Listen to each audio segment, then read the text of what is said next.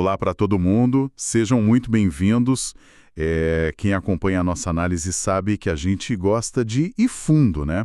E hoje, a nossa missão é mergulhar de cabeça num material bem denso. Muito denso, com certeza. É fascinante, mas denso.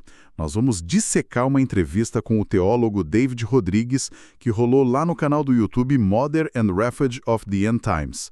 E só para deixar claro logo de cara, o nosso objetivo aqui não é debater crença nem tomar partido de nada. Exato, a gente está aqui como observadores, né? Exatamente. A ideia é decodificar a teologia por trás disso, tipo as visões apocalípticas e aquelas instruções de sobrevivência espiritual que estão ligadas às famosas aparições de Fátima. E eu garanto para quem está escutando que, independente da bagagem religiosa de cada um, a gente vai ver como detalhes de 1917... Aqueles bem específicos, né? Isso. Tipo roupas cobertas de lama que secam instantaneamente, ou um sol que, dança no céu. Como que essas coisas moldam a visão de mundo de milhões de pessoas até hoje, especialmente diante dessas crises globais que a gente está vivendo. Com certeza. É uma lente super importante de se entender. Então, para a gente não se perder, você pode estabelecer o cenário básico para a gente? Onde que a gente pisa antes de começar essa conversa? Claro, vamos lá.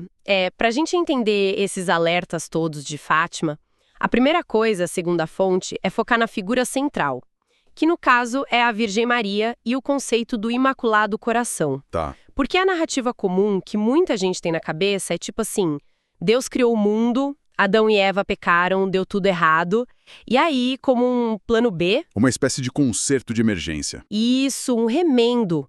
A ideia seria que Deus mandou Jesus através de Maria para consertar o estrago. Mas o material argumenta exatamente o oposto disso. Como assim o oposto? Eles dizem que Maria e a encarnação não foram um plano B. Na verdade, essa era a ideia original antes mesmo da criação do tempo e do espaço. O coração dela é descrito como a obra-prima absoluta da criação. Nossa, é como se fosse a planta baixa de um arquiteto, então. Exato. Me explica como você vê isso. É que, pensando num prédio, Maria não seria aquele reparo que o engenheiro faz de última hora porque a parede rachou, sabe? Ela seria, na verdade, a coluna de sustentação principal que estava lá no primeiro rascunho do projeto. Nossa, essa analogia é perfeita. É bem por aí. O material defende que esse coração foi escondido por séculos e agora, na nossa época, foi revelado como a única solução real para a humanidade. Entendi. E tem uma parte da entrevista que traz um conceito do Don Chaltard. Ah, sim, o abade. Isso. Ele fala sobre a diferença entre ser um canal e ser um reservatório. E a fonte cita isso para explicar a graça. Mas me tira uma dúvida, por que ser um canal de graça é visto como algo negativo nessa visão? É muito interessante isso. Imagina um cano d'água. Tá, tô imaginando. A água passa por ele, certo? Ele distribui a água. Mas assim que a torneira fecha, o que acontece com o cano? Ele fica seco, vazio. Exatamente. Ele fica totalmente seco. O argumento aqui é que agir como um canal, ou seja, tentar consertar o mundo sendo um ativista frenético, mas sem cuidar do seu interior, te deixa esgotado, vazio. Caramba, faz muito sentido. Já um reservatório funciona diferente. Maria é comparada a esse oceano inesgotável. Um reservatório vai acumulando, acumulando, acumulando. Até que transborda, né? Pois o excesso ajudar os outros. É literalmente aquela regra da máscara de oxigênio no avião. Coloque a sua primeiro antes de ajudar a pessoa do lado. Isso mesmo. Genial. Bom, mas uma vez que a gente entende que Maria é esse pilar e esse reservatório, a gente esbarra num problema sério que o teólogo levanta. Os espinhos, né? Segundo a fonte, esse coração místico estaria cercado de espinhos horríveis. Tudo por causa das ofensas da humanidade. O que são esses espinhos exatamente? O material lista 5 grandes blasfêmias ou rejeições bem específicas. Quais são? São ofensas contra a maternidade divina dela, contra a virgindade perpétua, contra a Imaculada Conceição. Certo. E também contra o ato de ensinar crianças a rejeitá-la e, por fim, ofensas diretas contra as imagens dela. E para curar isso, a solução exigida é o que eles chamam de reparação. E aí que entra aquele termo super polêmico, né? Sim. o título de corredentora. Isso, porque a fonte diz que sem o sim da Maria e sem ela fornecer biologicamente a carne e o sangue dela, Jesus não teria corpo, e sem corpo não teria sacrifício na cruz e, portanto, não teria salvação. É uma lógica bem linear para eles. Mas espera aí, não dá para negar que isso gera um atrito. Usar a palavra corredentora não cria uma certa divisão na cabeça de muitos fiéis? Tipo uma competição teológica entre Jesus e Maria? Dá para entender perfeitamente porque as pessoas pensam isso. É o principal ponto de atrito. Mas o especialista no vídeo desconstrói essa percepção usando a própria lógica interna da teologia deles. Como ele faz isso? Ele explica que colocar os dois em oposição é um erro gravíssimo. A fonte chega a citar que essa visão de competição é, na verdade, uma perspectiva protestante que alguns católicos acabaram adotando sem querer. Ah, entendi a origem da crítica, então. Na visão que ele defende, os sagrados corações de Jesus e Maria são, misticamente falando, um só coração. Não tem como um competir com o outro se eles batem juntos. Tipo, eles estão operando no mesmo sistema. Exatamente. E o ponto crucial que ele traz é sobre a dor. A dor física e emocional de Maria ao entregar o próprio filho não foi só um efeito colateral triste. E foi necessário. Foi uma exigência divina. Sem essa dor dela, segundo a fonte, o sacrifício na cruz não teria atingido a perfeição necessária. Então a reparação tem muito a ver com aliviar essa dor compartilhada. Uau! Tá, a gente cobriu o lado invisível, né? O sacrifício interno. Mas a conversa muda de marcha quando a gente vai para as manifestações externas. O negócio fica bem assustador. Sim, porque se essas ofensas todas geram um peso cósmico tão gigante, como que isso bate aqui no mundo físico? Começa com um aviso prévio, digamos assim. Em 1916, as crianças relatam ver o anjo da paz, que dizem ser São Miguel, o anjo de Portugal. E ele já chega dando alertas? Sim, mas o ápice do terror mesmo é a visão apocalíptica de 1917. Elas veem um anjo com uma espada flamejante, pronto para atacar fogo e destruir o mundo inteiro, e a única coisa que impede o anjo é a mão estendida de Maria bloqueando as chamas. Caramba! E isso nos leva direto para o milagre do sol. Dia 13 de outubro de 1917. Isso. Onde tinha entre 70 e 100 mil pessoas num campo lameado. E tinha de tudo lá, não era só gente devota, não. Tinha jornalista, cientista ateu que foi lá só para debochar. Todos eles viram. Pois é. E o sol começa a girar de um jeito bizarro, de forma errática, e parece que cai em zigue-zague, mergulhando na direção das pessoas. E aí, quando o pânico passa e o sol volta para o lugar, acontece aquele detalhe absurdo. O das roupas, né? Eu acho essa parte fascinante. É chocante. 100 mil pessoas que estavam encharcadas, sujas de lama, de repente olham para baixo e estão com as roupas perfeitamente secas e limpas. Não é só um truque de luz. A física da água e da sujeira ali mudou, e para mim essa é uma analogia visual absurda. Em que sentido? A lama sumindo do tecido ali no mundo real parece a metáfora perfeita para essa limpeza espiritual, essa tal de reparação que a fonte defende. Mas me diz uma coisa, aquele sol despencando loucamente não era só um show de fogos de artifício divino, né? Tinha uma mensagem embutida. Tinha. E é uma das interpretações mais pesadas da fonte. Porque, tradicionalmente, o Sol não representa o planeta Terra ou a humanidade. O Sol representa a luz do mundo. Representa a própria Igreja Católica. Ah, então a queda do Sol... Sim. O Sol caindo daquele jeito caótico não era um aviso de que um meteoro ia bater na Terra ou que o mundo físico ia acabar. Representava a Igreja perdendo o rumo, agindo de forma errática, emitindo cores estranhas, ou seja, ensinamentos confusos e despencando. É o símbolo de uma crise moral muito severa e de destruição interna. Meu Deus, então quer dizer, a Igreja desmoronando por dentro.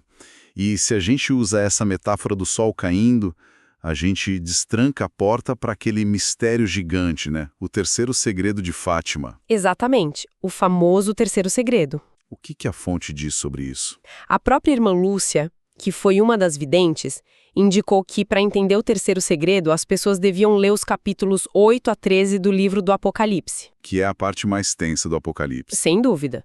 especialmente a imagem do dragão que derruba com a cauda 1/3 das estrelas do céu. E o que seriam essas estrelas? De acordo com o material, essas estrelas não são pessoas comuns, são os altos prelados da igreja, cardeais, bispos. A queda dessas estrelas simboliza líderes religiosos caindo em apostasia. Abandonando a fé. Isso, e o David Rodrigues enfatiza muito um ponto aqui. Todo mundo tem medo de Fátima por causa das profecias de aniquilação de nações inteiras. E claro, a guerra física é horrível. Com certeza. Mas a perda eterna de milhões de almas porque seguiram líderes que caíram nessa grande apostasia é de longe a catástrofe principal. A morte do corpo não é o pior cenário na visão deles. E para provar o tamanho dessa crise, a entrevista faz uma ponte geográfica que eu achei impressionante.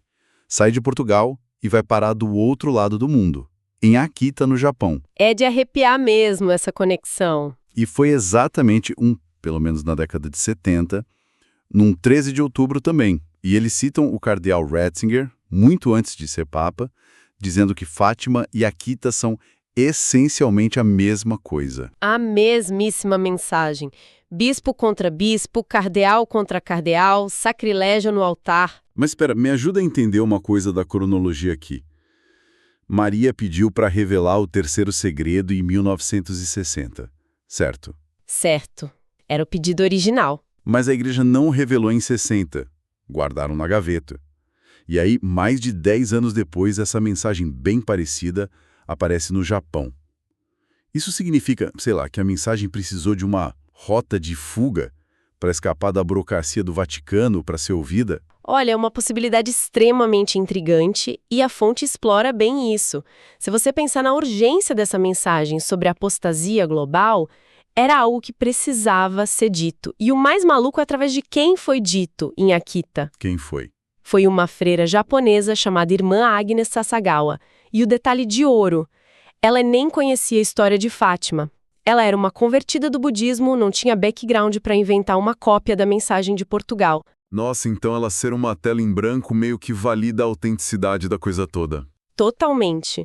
Para os estudiosos, isso prova que a urgência da crise era tão real que o alerta global simplesmente achou outro canal para vazar e chegar nas pessoas. Bom, diante de um cenário tão bizarro e sombrio assim, tipo bispo brigando, estrela caindo e apostasia para todo lado, eu tenho que perguntar, qual é o plano de ação? Porque a fonte apresenta uma solução prática, né? Um código de sobrevivência. Sim, eles não deixam o pessoal no escuro. A fonte detalha um acrônimo chamado RCSOS. RCSOS, parece um código secreto de guerra. E, de certa forma, é um código de resgate espiritual. Vamos quebrar ele rapidinho? Bora. O R é de rosário, rezar o rosário diariamente. O C é de consagração, tanto a consagração pessoal quanto aquela famosa exigência de que o Papa consagre a Rússia. Tá, e o S? O primeiro S é de escapular, ou o escapulário marrom, que funciona como um manto de proteção. O O é de oferta, oferecer os sacrifícios dolorosos do dia a dia a Deus. E o último S é a devoção dos primeiros sábados. Que é uma lista de tarefas bem específica de ir à missa, confessar, meditar. Isso durante 5 meses seguidos. E a ideia central disso tudo é que a paz mundial, a tal era de paz que Fátima promete, não vai simplesmente cair do céu de graça. Como assim? Ela não acontece até que um número suficiente de católicos acumule mérito vivendo essa mensagem. Caramba. Sabe o que me veio na cabeça agora? Eu escutando você falar desse RCSOS, me lembrou na hora de um código Morse. Um código Morse? É, tipo um SOS literal. Imagina a Igreja Católica como o famoso barco de Pedro navegando. Só que o barco está naufragando no meio dessa crise moral gigante. E esse código RCSOS são os passageiros apertando o botão de pânico, mandando um sinal luminoso desesperado para os céus para tentar atrair um resgate. Nossa, muito boa a imagem. E o resgate só vem quando esse sinal é forte o suficiente. E é aí que entra a mecânica do mérito que a fonte foca tanto. Como funciona essa mecânica? Eles explicam que a consagração geopolítica lá em cima, por parte do Papa e dos líderes, na verdade está condicionada ao trabalho invisível das pessoas comuns aqui embaixo. A geopolítica celestial não se move por política humana, se move pela devoção individual. Então as engrenagens lá do Vaticano só rodam se a pessoa comum estiver lá ajoelhada acumulando mérito. Exatamente isso. É o reservatório transbordando de baixo para cima. Meu Deus, eu tô até sem fôlego. Que jornada absurda nesse episódio de hoje.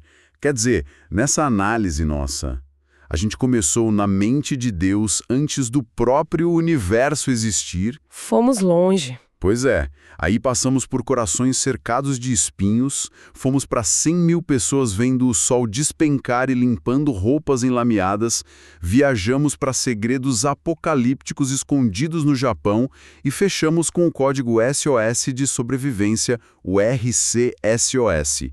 E eu lembro a quem escuta que compreender tudo isso não é sobre virar um devoto de um dia para o outro, mas é sobre entender as lentes que milhões de pessoas usam para enxergar o caos do mundo hoje. Com certeza. É uma perspectiva que altera completamente como você lê os eventos atuais. Foi um prazer analisar tudo isso contigo. O prazer foi tudo meu. E para você, quer dizer, para o pessoal que está acompanhando a gente até agora, eu queria deixar um último pensamento para vocês levarem para a vida e matutarem sozinhos. A nossa história convencional ensina o tempo todo que os rumos do mundo são decididos por tratados gigantes, por guerras e presidentes de paletó e gravata. Mas, segundo essa cosmovisão fascinante de Fátima, o destino de bilhões de pessoas, de países inteiros, pode estar literalmente pendurado agora nas escolhas quietas e invisíveis de pessoas comuns rezando nos seus quartos. Fica a pergunta: será que o verdadeiro campo de batalha da história humana sempre foi e sempre será o interior da nossa mente e do nosso coração? Um grande abraço e até a próxima.